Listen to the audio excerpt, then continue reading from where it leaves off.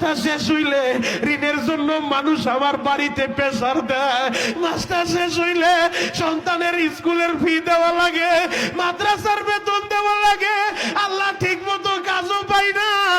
অনেক প্রবাসী এমনও হয় রে ভাই, কষ্ট সহ্য করতে না পাইরা অনেক প্রবাসী আত্মহত্যা পর্যন্ত করে। আমার প্রবাসী ভাইরা, তোমরা যারা প্রবাসের বাড়িতে বৈশা আমি শরীয়তপুরের বয়ান শুনবা, আমি তোমাদেরকে বলে যাই রে ভাই, চোখের পানি জড়াইয়া আমার আল্লাহর কাছে দরখাস্ত দিবা, মালিক রে হালাল রিজিকের ব্যবস্থা কইরো,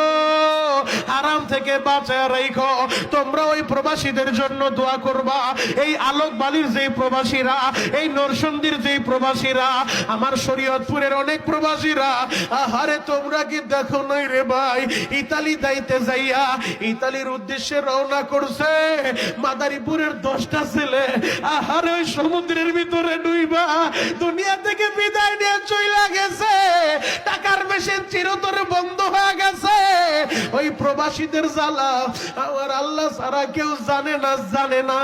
গত রমজানে হুজুরের বাড়ি যেহেতু নামদাইল, আমার মনে পড়ে গেল নামদাইলের একটা প্রবাসীর কথা। আমি গত রমজানে আমার নবীর রওজাটা জিয়ারত কইরা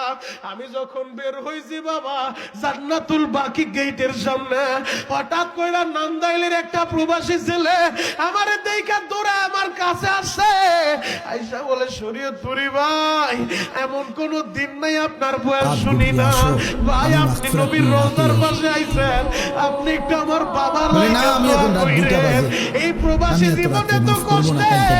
এই প্রবাসী জীবনে তো নিষ্ঠুর, এই প্রবাসী আইসা আমি আমার বাবারে হারাইছি, আমার বাবারে শেষ মাটিটা